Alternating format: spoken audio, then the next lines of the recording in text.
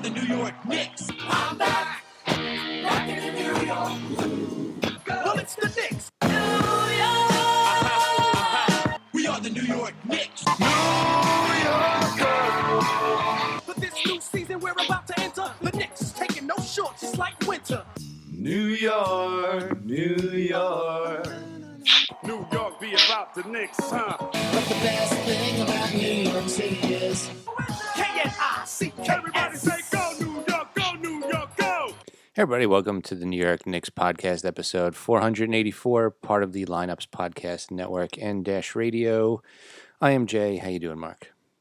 When the Knicks wanted me to play for them, I knew my time in the league was over. I actually had that queued up to start the show with. So Richard Jefferson. So he was looking for work to play another season, and the Knicks were the only team that offered him a job. So he said, "No, I'm going to retire instead." I mean, Richard Jefferson probably has a lot of money. I mean, any of these players have a lot of money, but the Knicks probably were offering him $4 or $5 million, $6 million, maybe $7 million, $7 million to play one season for them, and he said, "You know what? Even I won't go that low." Yeah. Also of note, last week we did a little timeout skit. Yeah. It turns out that what we were just made up off the top of our head was exactly what Fizdale had drawn up. He had Ellington go out there as a decoy. Yeah, that's what he said. Knicks are I can't believe it's just like Richard Jefferson's like, they wanted me to play a part-time role. They weren't even going to really utilize me. I was just a bench piece, and I just said, I can't do that. By the way, so I was listening to the game against Brooklyn. I was at like a family function. I was driving back and I was listening to the game on the radio. And Mitchell Robinson's sixth foul on the radio. I forget who does the Knicks games on the radio. I forget who does the call. I don't know. They did a good job. And he goes, you know, fans who watched the '90s basketball probably threw up when they just saw that foul. They were going off, and I wish on the TV broadcast they would do this. They were just going off on how bad the refs were tonight. And not saying that's why the Knicks lost or anything. They're just like, why do they need to call all these touch fouls? It makes the game so hard to watch. It does. You know what also makes the game hard to watch? What? The Knicks. Yes. ESPN has reported the NBA is considering significant changes, including postseason reseeding and in-season tournament, because ratings are down significantly this year. And I think they blame it all on load management. I think a good amount of it is these goddamn touch fouls. Again, nobody wants to watch 40 free throws a game. It is awful. It changes the way you can watch. It just forget all this other stuff. Like your team's on and you're missing your favorite player's not playing. The load management thing is not it's not a huge issue. The two things you want to do, reduce touch fouls and find a way for the Knicks to be good. The Knicks being good would help the ratings of the NBA so much. It also might have something to do with the fact that every team does exactly the same thing now. All the 3-point shooting? Yeah, it is it does make the game a little worse also. Because, you used to have different styles of play, and now it's like it's four men around the 3-point line. One guy tries to penetrate and kick out. I think if you reduce the touch fouls, you would also change the style of play a little bit. Because you can't just stand by the 3-point line if guys are really going to, if a touch foul doesn't count anymore, it's going to be a little hard to get those threes off. Yeah, no, I totally agree.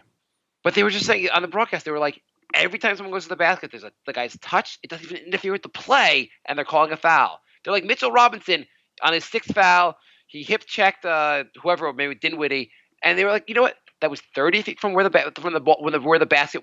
That was 30 feet from the basket. It didn't really interfere with anything. Why are you calling this? Yeah.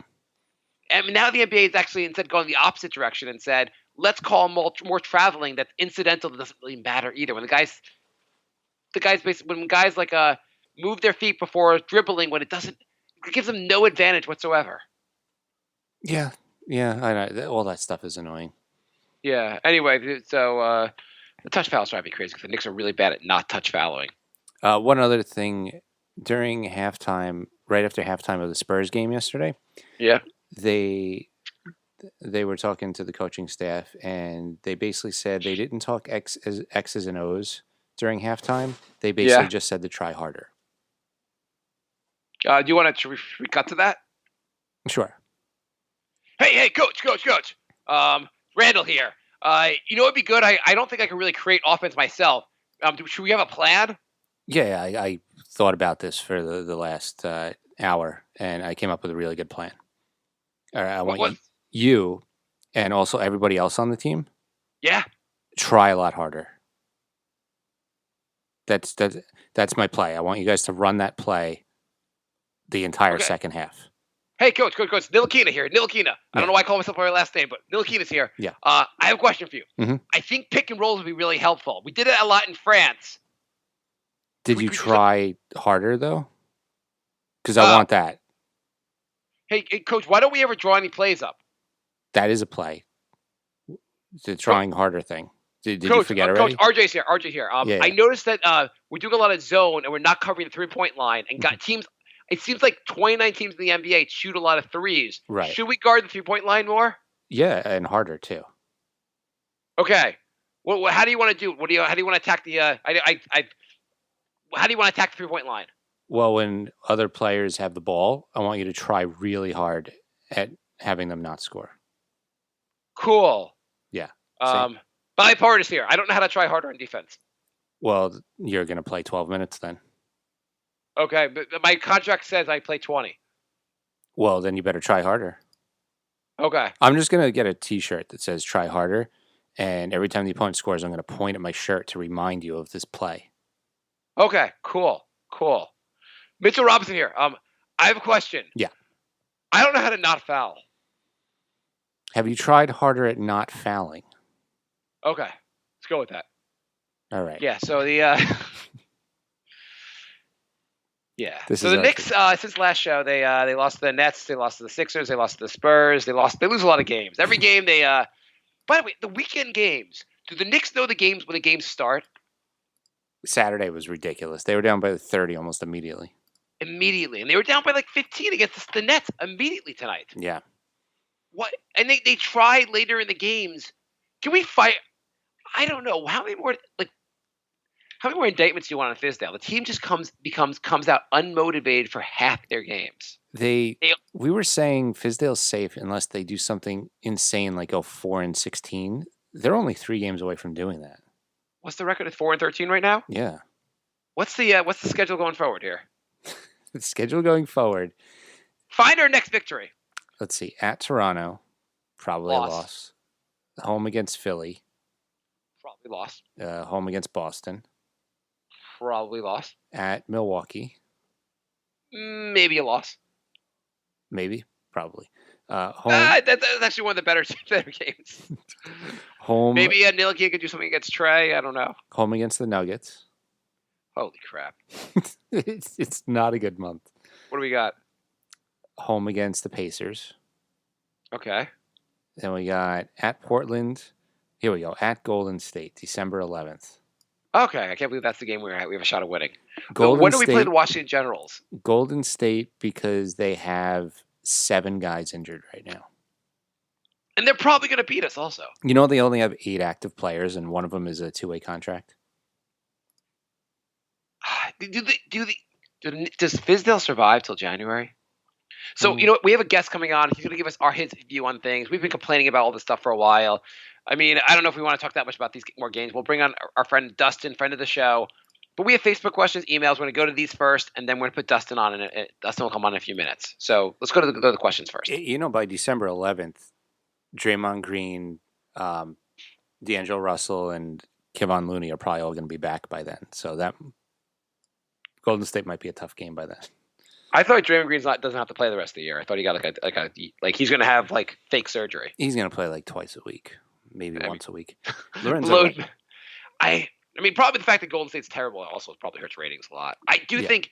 Don't you think the NBA ratings would be so much better if the Knicks were good? I do.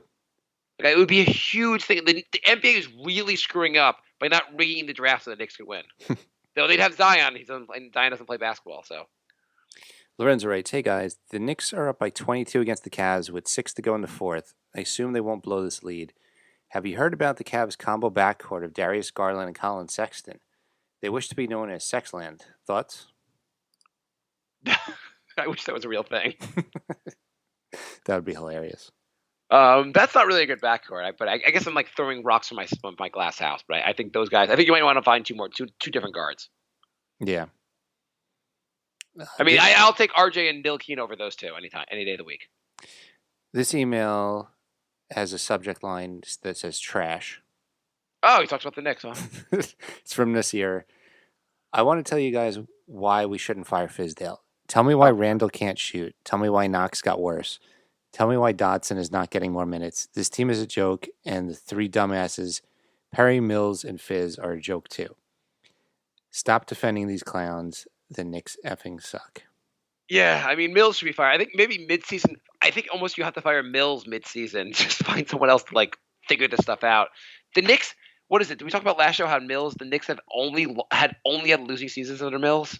Yeah.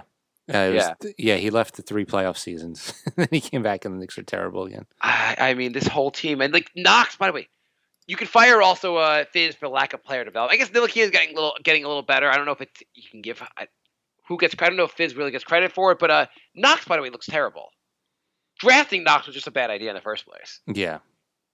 I don't know. I don't think I think he's so bad and unaware in defense.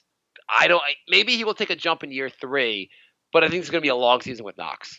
The thing that is weird to me is the Knicks have all these players where you're like, they're young, you have to give them time. They're young, you have to give them time. But young players that are just as young as the Knicks players are playing pretty well on other teams. Yeah. Oh, the Knicks are like, they're young. They only learn to walk. They only learn to walk. The Knicks, the young thing has to be stopping the excuse. All over Twitter, you hear like. You see like Knicks Twitter accounts being like, but Barrett's 19 and Knox is 20 and 21. Our future's so bright. I don't know if that means they're bright just because they're young players. I do like. So far, I like Barrett. I like what Frankie's been doing lately. I like Robinson, even though he can't stay on the court. The rest of the team I hate. I like Dotson actually, but the rest of the team I hate. Yeah, pretty much. I mean, I don't know. Like Knox. If Fizz is good at developing players, which he's not, get him better. Yeah. Shouldn't they have goals to like the rest of the season to find out if these guys could be good? I hope that's the goal. I don't know. Like find ways to get these guys more playing time. Figure out a way to make them good. What's the point of watching? Morris looked really good. He had a lot of threes tonight. Mm-hmm. But what's the goddamn point? Right. Yeah, I don't know. We're losing games anyway. Like I don't. So our email is nyknickspodcast@gmail.com. We're nyknickspodcast on Facebook, Instagram, Twitter, and Patreon. Okay, help I'm going to go support to the Facebook. show through Patreon because podcasting is expensive. And our $500 million a month, and we'll buy the Knicks. Let's do this. Our website is thenewyorknickspodcast.com. We are officially out of medium-sized T-shirts, so get the rest. If you're medium, pick a different team to root for. So yeah, if you want a Knicks podcast T-shirt, they're getting very slim. How did you end up being a fan of the Lakers? Well, I was a size medium. The Knicks podcast told me to find a new team. So Bobby writes, trade Randall when trading comes in a couple of weeks. Dude is dumb as a rock and has zero concept of team ball. He contributes nothing of value and cannot be a good mentor. Get whatever you can for him. I have a question. Is Randall really that much better than Timmy Hardaway on the Knicks? He's been really bad, he wasn't that bad last year, so I don't know what's going on. I mean, people point out that Randall in other teams, other roles he's had, he was more of a second or third option. The team wasn't thinking that they could run the point through him, get the ball through him. I think a lot has to do with the fact that Randall's not a player that you want doing a lot of dribbling. Right. But you'd think the coach would be like, stop dribbling. I don't know. You think the coach would have a clue. I don't think Fizz is good at developing players. And I think that's the problem. You would think if he would just be like, look, if you dribble straight into 3 defenders and turn the ball over, I'm taking you out for 10 minutes. Well, I guess, yes. I guess if you have a young team who doesn't really quite know what they're doing, do you want a coach that's going to be very X and O's, hold guys accountable, and kind of have a system? Or you want a coach that goes, hey, try harder. Right. I feel like Fizz is more of like this. like he talks a good game. He does that whole like he sounds great as like a over. Like if the Knicks had a good team, then maybe he'd be a good coach. Like you put him on, I don't know, the goddamn Clippers or the Lakers or something like that, where they have a good team, or Nuggets. Maybe he'd do a good job because the players are already good Mm-hmm. and they already have a system. Maybe that would work out better. But I think for a team that really is lost, he doesn't really make them any like. He doesn't help them find their way. No, he doesn't seem to be good at constructing lineups and rotations and stuff. I don't know. It's like, hey, coach, we're kind of lost. We're driving around aimlessly. We don't really know what to do. I got it. I'm going to slash one of your tires. Like I feel like most teams right now would have one of the big men on starting off the bench and have like Dodson or Smith or something starting, or you know what I mean? Like I mean, then you look at the Nets. The Nets had some plans in place. They said, hey, you know what? We need assets. So we'll give our cap space to get assets. You know, we want young guys to play, so we're not going to bring veterans here to take their minutes. Hey, we think three-point shooting is important, so we're going to have everyone shoot threes to figure out who's good at shooting threes. We think going to the basket is important, so we'll drive to the basket. We have a plan. The Knicks are like, Fizz is like, hey, my first season, I didn't implement an offensive system because I didn't think the guys could handle that. yeah. I don't know. And like he's doing a lot of zone lately. He does try stuff, and they're doing zone lately. What do you think of the zone?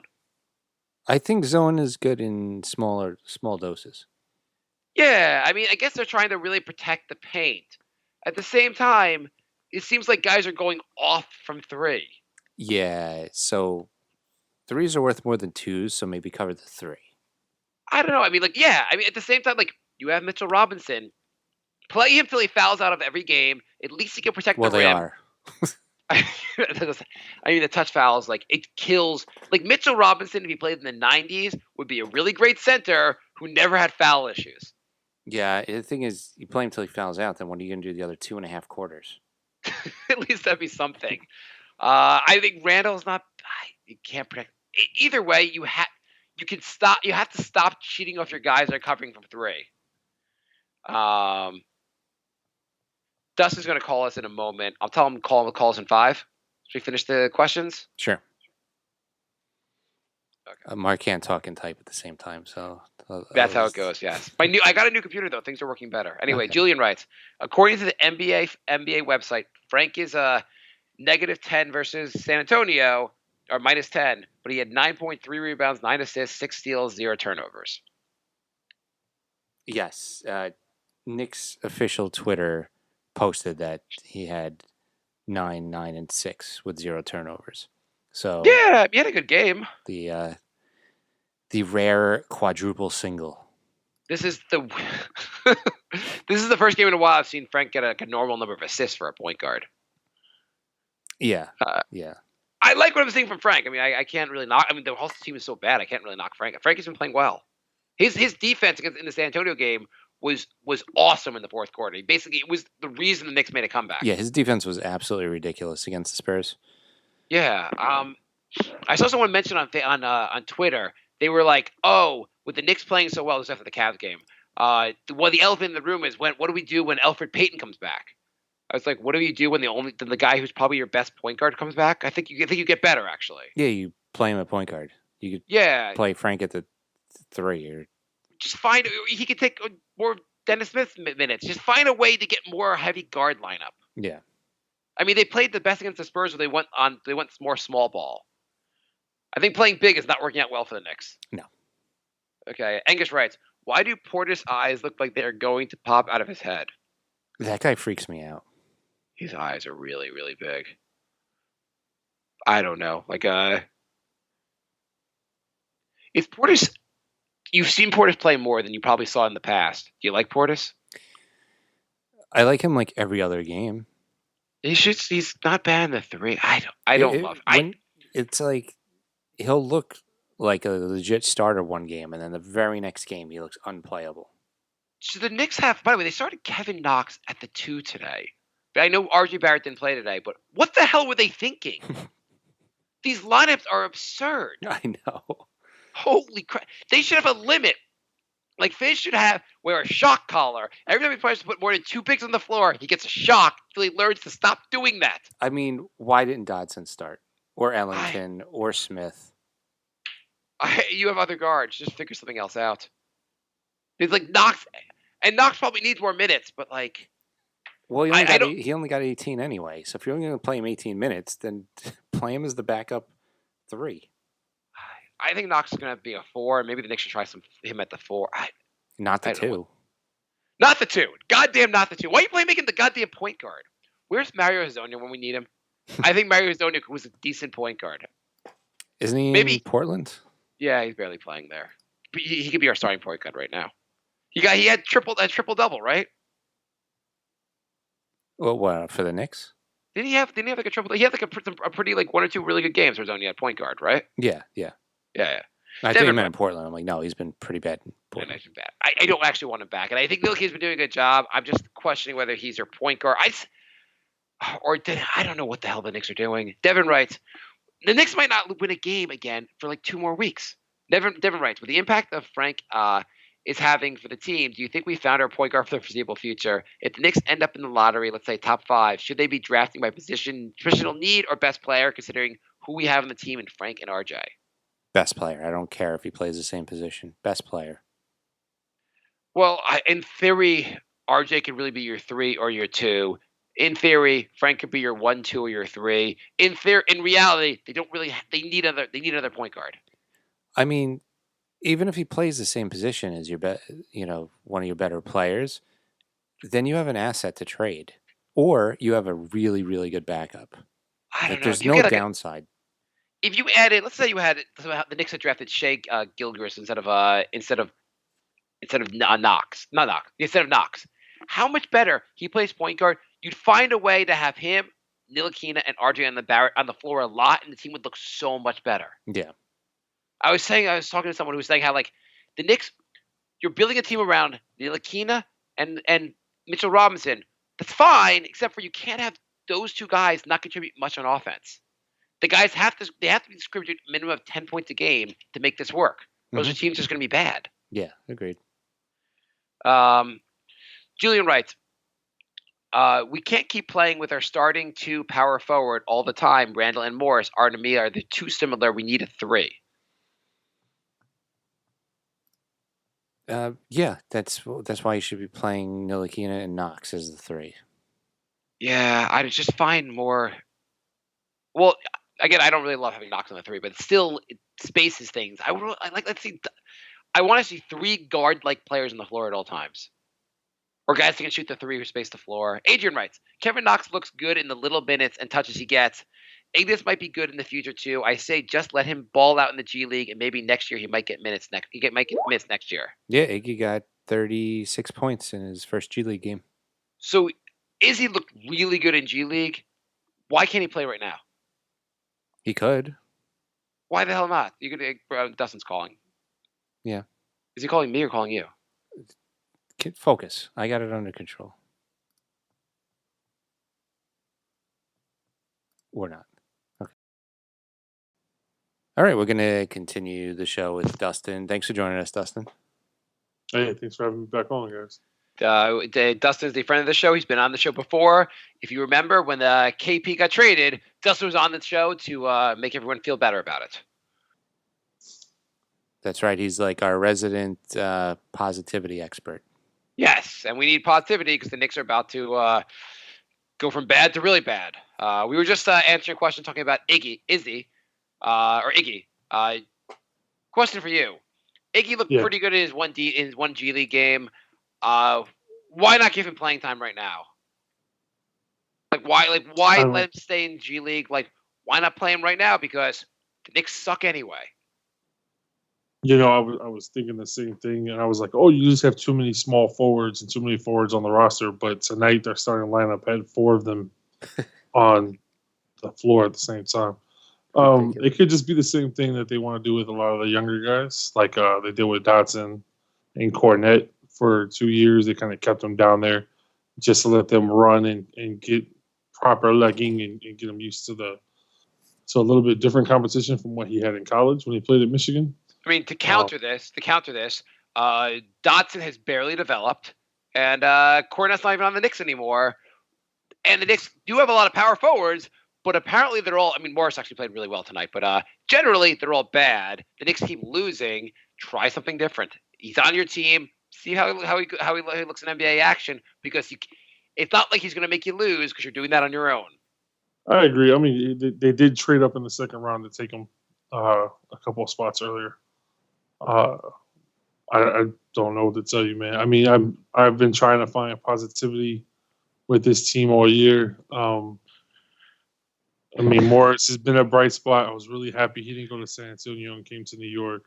I kind of, when I was talking to a bunch of buddies, liked his game to like a Larry Johnson style, just not as thick. He can rebound, he can score, doesn't mind playing really aggressive defense. And then, everybody was really pissed off about the Julius Randle deal, but there's times he can show some flash, especially if we have a point guard that develops really well. Why you have talented players in the G League, I don't know. I don't know. So let me ask you.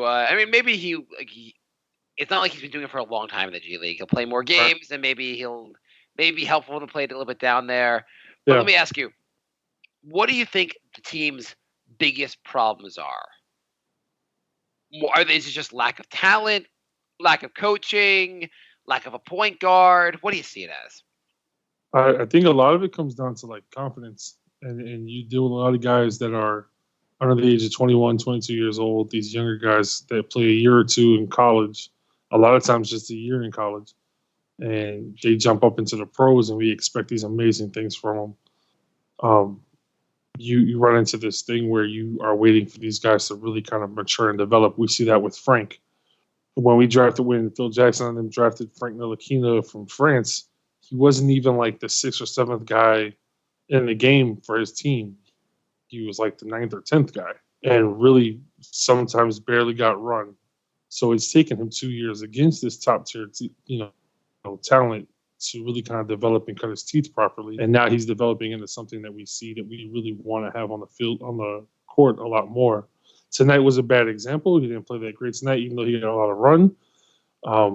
Defensive stuff a lot of times doesn't show up on the stat line. I'm only watching it from the stat line right now. But when you go 3 of 11, I think he shot tonight. Those aren't great numbers. Like you guys have been saying the last 2 weeks, he's more that guy to come off the ball, at the number 2 spot, and instead of actually trying to run point. And if you try to put him at point like they did tonight, I think that's kind of the environment you're going to see him in. Do you think Frank's a point guard? I do not. I always thought maybe he could be a point guard, but after his rookie season, I was like, oh, you're a much better 2 guy. Like, you bring the ball up a little bit, and then you can kick it to an actual point guard at 1, and then kind of hang around on the wing and maybe make some cuts here and there. I think he's a better defender and shooting guard type versus a true point guard. I guess if you want him to be your point guard, would it make sense to say, hey, we're going to probably lose to Toronto anyway. This game, you know what you're going to do? You're going to be aggressive. We want you to be aggressive on every play, drive, try to really be the point guard, and have games where you basically experiment. Just say for these games, you cannot give the ball up just immediately when you come up court. You have to try to make something happen in every play. Your goal is point guard. You got to score, but your goal really is to set other guys up. And when you don't set other guys up, you're not try hard to set other guys up. Honestly, for everyone. I think if you're going to try to make Frank a true point guard and just play point alone, you get somebody like John Stockton or like Jason Kidd. You give them $1 million or $2 million and just be like, take this guy for a year and just teach him the way he used to play. And then become a pass first point guard that will set up his team and then look for his shot second. Or he can play off the guys. He can set up everybody else, and then if it's not there, they can always get it out to him for a shot. I think that's what you kind of need to do. Why don't the Knicks run more pick and roll for him? That's a good question. Or for anyone, really. It could come down to the fact that nobody's scared of the roller. You know what I mean? He's been shooting a little bit. He's been shooting a little better lately. I think he's shooting better, but if nobody's afraid of the guy rolling to the basket, then the pick and roll really doesn't work. It works better for somebody if Robin can stay out of foul trouble. He fouled out tonight. I was looking for him on the box score. Like, where the hell is Robinson? Is he hurt? And I had seen he had 6 fouls in 18 minutes.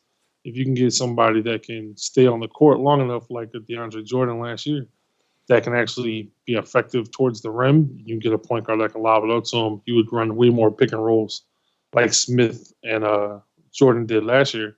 But you need a true point guard that can really kick the ball up that high, and then you need a true big man that can be effective on the roll. So I just want to finish the last Facebook question we had. Frank wrote, was Isaiah Thomas the best GM we've had over the last 20 years? He has to be at least in the top 3 at this point. Bobby responded basically telling him he was on crack, and Frank wrote back, dude, sarcasm. And a touch of truth there. It's Isaiah Thomas, taking it more seriously. Who's been better than Isaiah Thomas the last 20 years as being the next GM? We've had so much turnover at that position. Yeah. I can't really remember anybody sticking out Walsh. to be better than Walsh, yes. Yeah, Walsh. But I mean, Danny Walsh also, when you look at somebody like him, you really get shortchanged because his turnover was so fast that you didn't get to see anything really mature. Because when the next GM came in, he just got rid of everybody basically and just traded away a lot of stuff. Yeah, I he think had a plan. everybody forgets about him because you get the Phil Jackson era that just completely annihilated everything. So, what do you think about the coaching? I mean, Isaiah Thomas. I don't want to laud Isaiah Thomas. He was terrible. It's just like they're all terrible. I mean, and Walsh was good. I agree with Walsh. But what do you think of the coaching? I've listened to you guys now get at David Fizdale, and I think, like, I was happy with the Fizdale signing when it happened. I think I hopped on with you guys right away on Facebook. I was like, this is, I think, one of the better moves the Knicks have done. I think some consistency at the top from president of operations and GM and coaching needs to be had to really develop teams. Yes. If you have a lot of changeover like the Knicks have had this coaching carousel, you're just like, well, how come the Knicks suck? They haven't had a coach consistently for 4 years or 3 years. I don't think they've had the same coach for 3 years in a row. But when you did, you had teams like the D'Antoni Knicks. You had teams like, dare I say, the Woodson Knicks, where they had some consistency. There was some excitement to them throughout the season. But when you get a new coach every other year, it's kind of hard to be excited for guys that don't really get to develop in a system. I liken it again to football, like I've done a couple of times in the last times I've been on the podcast. You need to have consistency and structure throughout the management so people can buy into the playbook and people can buy into what's happening on the field. But is consistency with the wrong guys, does that help? Because you can have the same guy. Can't tell if it's the wrong guy or not, man. I mean, I don't know. This guy every 2 years. Does Mills look like the right guy? Oh, you were talking about coaching. I know, but I'm moving up to the team president. I don't like Steve Mills. I think he should have been let go the same time Phil Jackson was let go. And like, I think it was you or Jay that pointed out, he's only there to be the lackey to the owner. So if they brought in a new team president, would you say he should be able to pick his own guys and include a new coach? Yeah, I think so. I think you need to have that trust to come down from the top where they can bring in their own guys, and then give them like a solid time frame to really kind of develop the team and put the team around that they need. If you're going to bring in somebody that's going to change the entire front office, they're going to need at least 2 or 3 years to get the draft picks that they want, to try to get players that they want in, to really establish a change in the playbook and really have it develop into the younger guys. I think what's hurting so many of the young players now, especially with the Knicks and these other teams that have a high turnover with their coaching, is that, they're getting a mixed message about what to do and how to play, and it's hurting their confidence. Yeah. I agree. I mean, like, continuity is important. It's just that I don't even know with the Knicks. Like, it's Go ahead. Yeah, who's been the best coach in the last 20 years for the Knicks? I mean, if you look at success-wise, just wins per se, you would have to say, wasn't it D'Antoni who had the last 50-win season or 40-win season? Woodson. Was Woodson in that? Okay, I mean, between those two guys, I would say in the last 20 years. Now, you had what's his name? The Van Gundy era was in that last 20 years. I would say. Well, I guess post Van Gundy. Yeah. Clearly, Van Gundy's the best. You're right. You're right. Between D'Antoni and Woodson, it would be one of those two guys. And really, even that's kind of bad because with D'Antoni, the Knicks gave up 115 points, and every once in a while they would score more than that.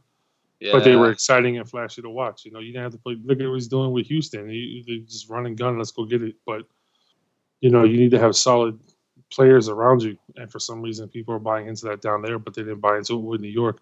I think that's the problem you saw with Melo is he tried to be this big dog that did everything on his own and he didn't really buy into a system. And I think that really hurt. I mean, in some ways, a lot of guys have been sabotaged. D'Antoni was somewhat sabotaged by the fact that Melo didn't want to play the 4 and didn't want to go with the system, and that kind of hurt him. Yep. And Woodson, I mean, retrospect, Woodson was actually the Knicks played well under him.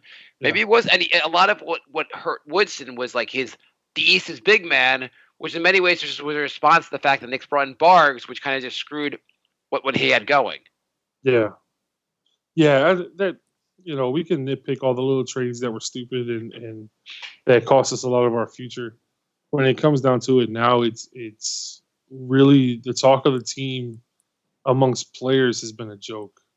Yeah. And that stems from leadership down, but you can turn on any podcast about basketball that'll tell you that James Dolan is a prick and needs to sell the team. So I'm not going to harp on something. You can go get on ESPN or NBA.com. I'm not gonna Okay, let's turn around and not be so negative. Even though it's hard not to be negative with the Knicks.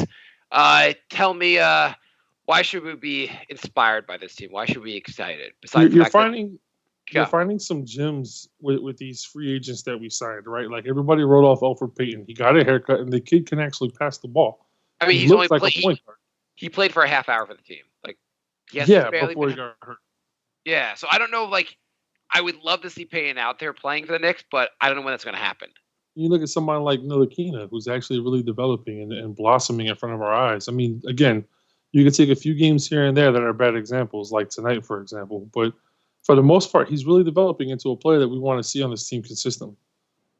When you look at everybody gets down on the KP trade, I absolutely agree with Jay. I think it was last week's podcast. I took 2 weeks to catch up to you guys. No worries. Where you were talking about we should have got more back for KP. I agree, but at the same time, KP could have left at the end of this year with nothing, and we got nothing in return for him. So the fact that, yes, we got Dennis Smith Jr., who seems to be a shell of himself already, but I think, again, there's no consistency, and he needs to find a way to develop with these other guys around him. And we got at least 1 to 2 draft picks coming back for it.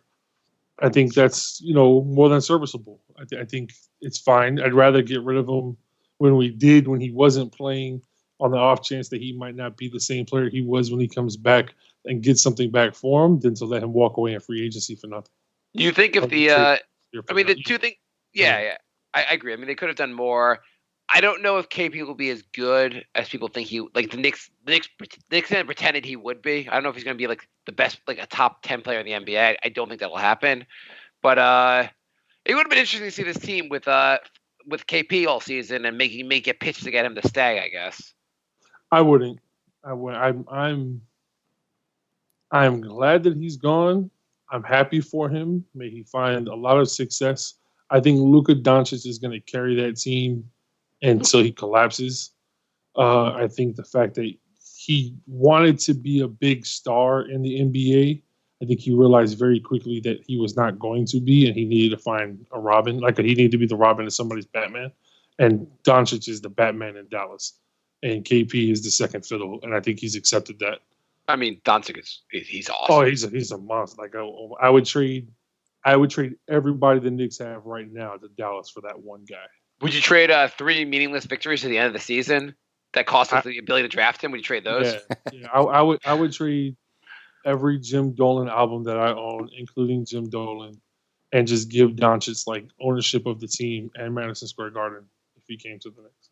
I mean, is the Knicks' path forward tanking? No, I mean, it shows it's not. I mean, the NBA, I don't give a damn what they said about the whole lottery. Oh, you can't really tank anymore. No, it's a joke. You had Anthony Davis saying, I'm leaving. And then all of a sudden, the Pelicans get the number 1 overall draft pick. And not only that, you let a trade happen between New Orleans and LA, the Lakers, when you blocked it initially and to let CP3 go to the Lakers from New Orleans. Right. And then go to the Clippers. So you let them trade Anthony Davis to the Lakers, get back a great young core, the number 1 pick, the number 4 pick. It's like, or the number 5 pick, excuse me, whatever pick they had this Lakers year. at the 4. It's like, come on. How are you telling me that tanking has been shut down? It's not. You gave New Orleans a brand new team because they traded their best player to LA to give LeBron more help. If LeBron James and the LA Lakers don't win the NBA championship this year, I don't want to hear anybody tell me LeBron James is the greatest ball player. I mean, I'm not a big conspiracy guy. I don't believe most of them. I say there's 2 I'm pretty big on believing. I don't think Jeffrey Epstein killed himself, and I do not believe the NBA draft lottery is. I believe it's rigged. I do not believe the things that seem to work out just seem less than random. Yeah. But I'll never know. But it does seem like it does seem like it's rigged some years. Yeah. And if you're gonna rig it, why don't you make the Knicks better? It would be so good for the NBA. It's so proven when you have the Lakers doing well, Celtics doing well, the Knicks doing well, and then a team from the Midwest, whether they be the Bulls, the Pistons, the Pacers. When those teams are doing really well and those teams are hitting on cylinders, the NBA is much more exciting. And whether you listen to Stephen A. Smith or Jalen Rose or anybody from the top sports broadcasting companies, they'll tell you all the same thing. When the major markets are doing really well, the sport is more interesting. I mean, the ratings in the NBA are down. So as far as the Knicks' path forward, so Ntilikina is getting better, and he'll get better from here. And he looks like a guy who should play 30 minutes a night in the NBA, no question. His defense is going to make a difference. I like a lot what I'm seeing from Ntilikina. RJ Barrett looks good so far, and he'll only get better from here. These guys are foundational pieces. Yep. Mitchell Robinson can't stay on the court. At some point, maybe he'll learn how to stay on the court. It would be very helpful if he could. Fine. You got some good players. Dustin looked decent. I don't know what else you're going to say about the roster, but what's the path forward? Because you don't have an all-star on the team. You need a lot more, and how do you get it? Because free agents are not coming here. I think you do have an all-star on this team. I don't think they're an all-star right now. Are you going to say RJ? Well, him too. But when you look at somebody like Barrett. RJ. Yeah, RJ. When you look at somebody like him who can develop into an all-star and help those around him do the same thing, you look at somebody like Marcus Morris that could potentially come off the bench and be the sixth man of the year with a team that actually develops. I think this team needs a solid point guard, whether we find one in the draft or we luck out somehow and we get a veteran who's trying to prove himself like we did with Morris, like we're doing with Gibson, guys that want and are hungry to prove themselves on the big stage. I think that second draft class, not so much the first NBA draft, but those guys you get that are on expiring rookie deals, I think those are the teams you're going to have to find where you get a point guard that comes in.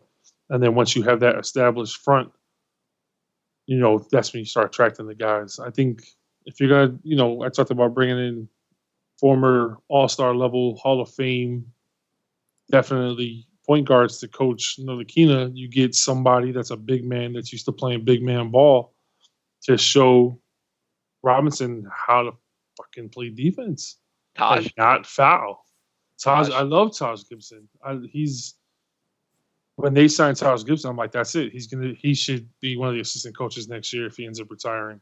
So here's a question for you. Would you trade, let's say, do you like the route of taking on bad contracts to get draft assets?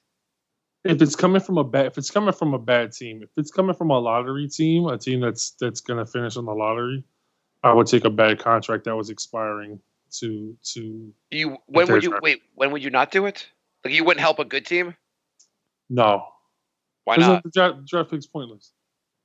Well, I'm saying you're not going to get a top 10 pick, but let's say you pick 29 in the draft would just be helpful still. You need assets. It could be. I mean, from Dallas, we're getting picks 23 and 25. We're not getting high picks from them. Yeah. Isn't just you can find good players throughout the draft. It's just finding more good players. I mean, that guy Nunn on Miami looked pretty darn good, and he didn't even get drafted. Right. So keeping that in mind, and then we have cap space, and we can use a veteran point guard. Would you take a chance on, say, Chris Paul if you can get some assets with him? His contract is horrible. Oklahoma City has a lot of assets to give into that too. Yeah, I mean, maybe OKC says we'd rather be able to spend. We want to get out from under this contract. Would you do it for that? Or another contract, which is hideous, John Wall. And Washington wants to get out from that. Oh. Would you take Wall in an effort to basically No. you might be able to get a decent asset from a team that's bad in Washington. No. And No. with the idea that the Knicks aren't using the cap space anyway.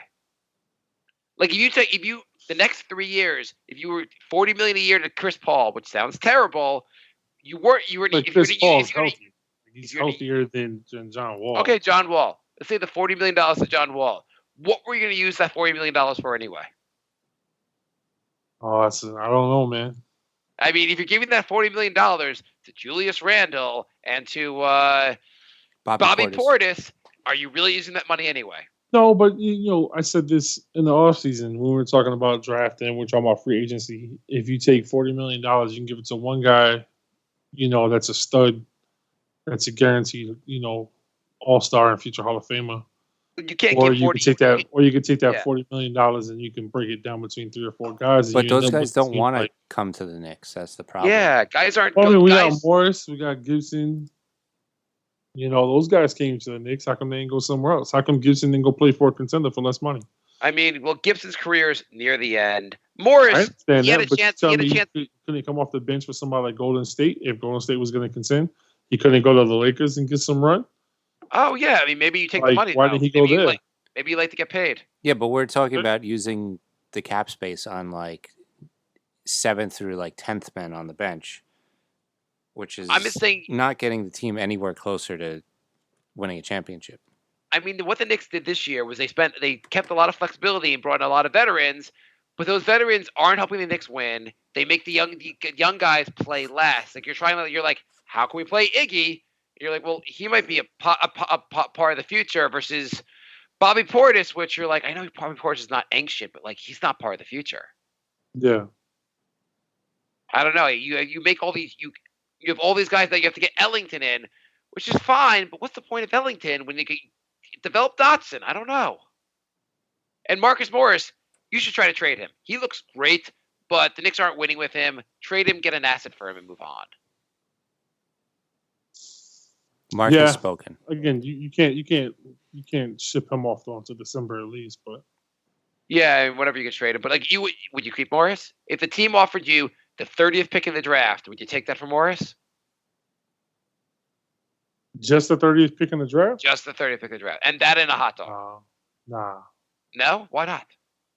I wouldn't do that either. I'm a sucker, man. I like Morris. I do. I like Morris a lot. He's 30 though. His contract's over after this season. I mean, the Knicks have it.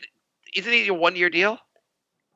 It's a 1-1. 1-1. Everybody they signed is 1-1. Is Morris a 1-1 for the Knicks' favor or him? Does he have the option? The Knicks. The Knicks' favor.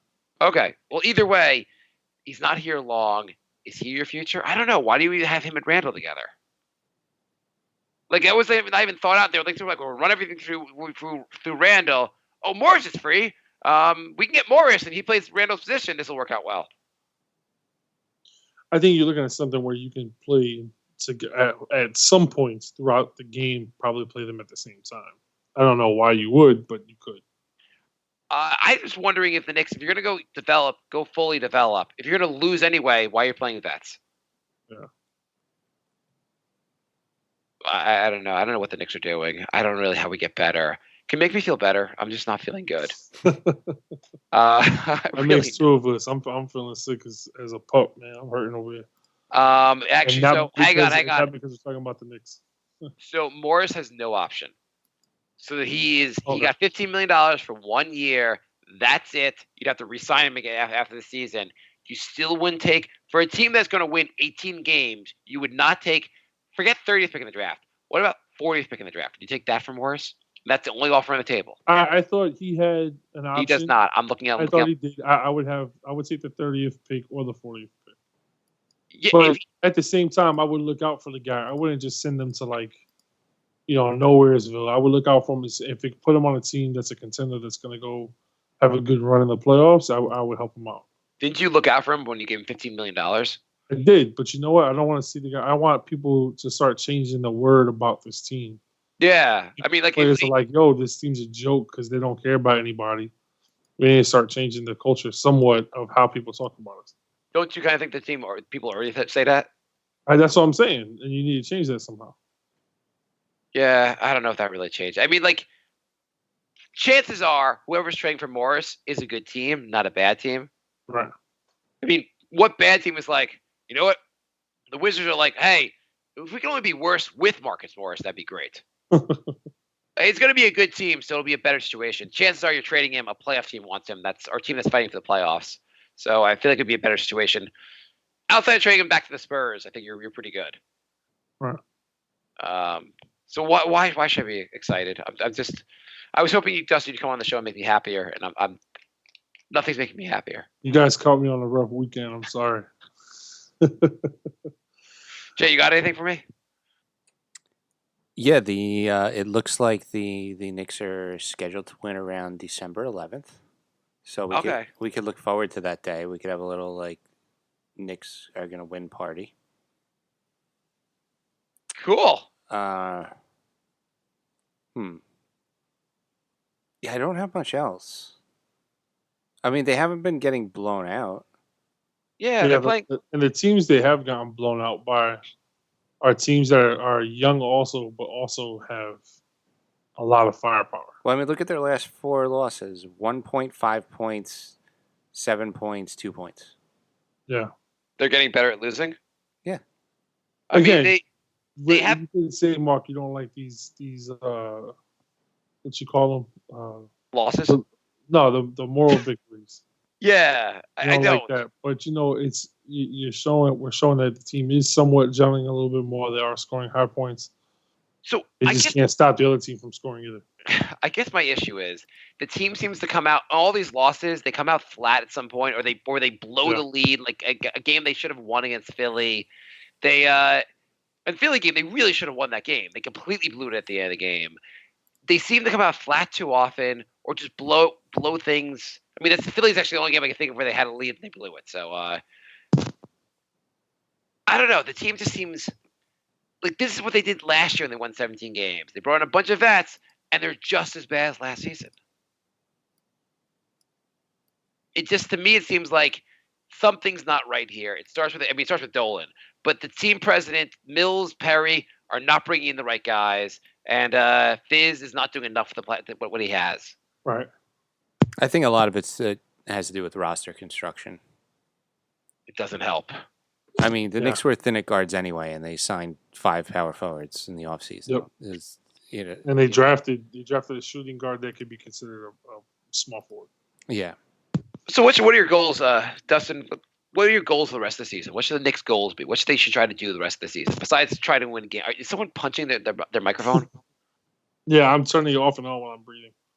Okay, cool. I'm really not feeling great. But sorry, man. I think we're we're good. I'm just breathing. That's all. And I know I breathe really heavy. No, that's cool. I think playing the young guys way more minutes and trying to bring in some veteran coaching, like some veteran players that either just retired or have been retired now for a little bit, where they can bring in guys to coach and aside from the assistant coaching, like bringing specialty guys. You have an offensive line coach, you have a coach. You need to bring in coaches like that come in and actually work with these guys. And if the team currently doesn't have that, then again, not so much roster construction, but front office construction. You need to get these guys in here that can do this. I guess more specifically, what do you, forgetting bringing in more coaching, what do you want to figure out by the end of the season? If we have 3 consistent starters that we're going to be able to have going forward. Like, what do you want to figure out? Like, Ntilikina, what do you want to figure out about him by the end of the season? I think we already have it figured out. I think he's a 2 guard, not a point guard. Okay. Barrett, what do you want to figure out about him? I think he's the small forward shooting guard that we wanted to have for a while. Okay. Robinson, what do you want to figure out about him? Get some fucking defensive help. Learn not to foul. Randall, what do you want to figure out about him? He better figure out how not to turn the fucking ball over. Morris, what do you want to figure out about him? I don't think he'd be on this team at the end of the year. I think we do end up trading him sooner or later. Dennis Smith? Figure your shit out, dude. Like, if you're just going to be this guy that wants to come down and be flashy and just throw lobs to big men, okay, fine. But that's not the way this team is going to be run, apparently. You need to figure out how to do your job. I think Smith has looked a little better lately. I don't think he looked like trash early. I think he's looked a little better lately. I don't want to kill him as much. I don't know. The Knicks just keep having guys that have potential.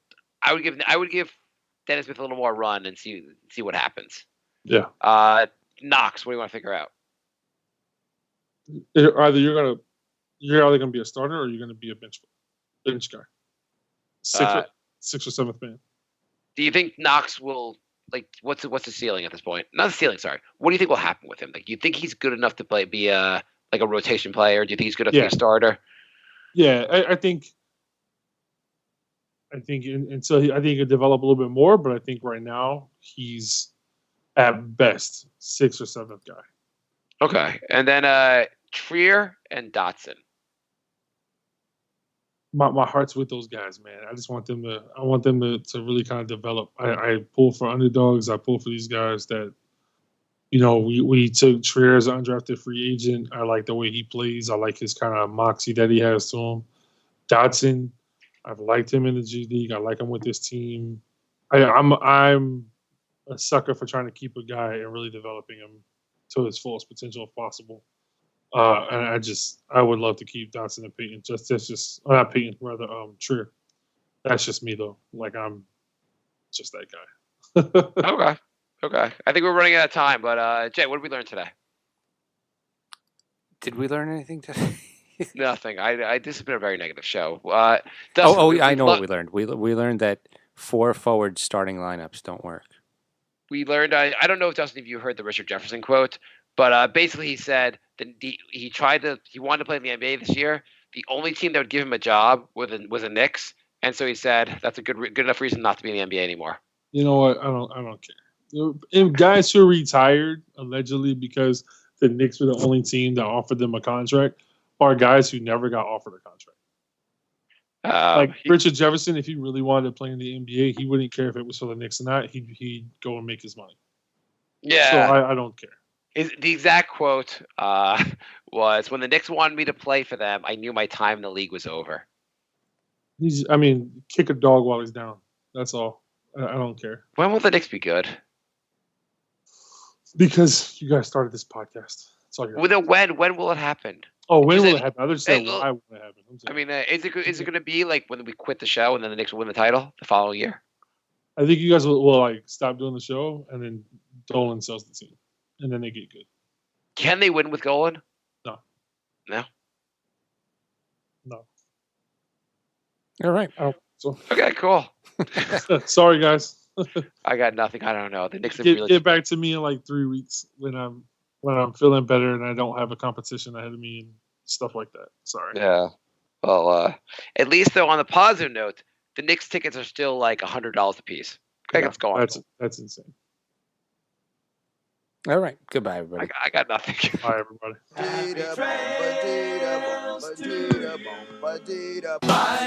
Bye, love. Goodbye, everybody. It's all over. Goodbye. It's time to go. This is the end. Say goodbye. You better go away. I'm gonna leave you. It's the end. Goodbye. Goodbye. Just leave me alone. Feels so good to say.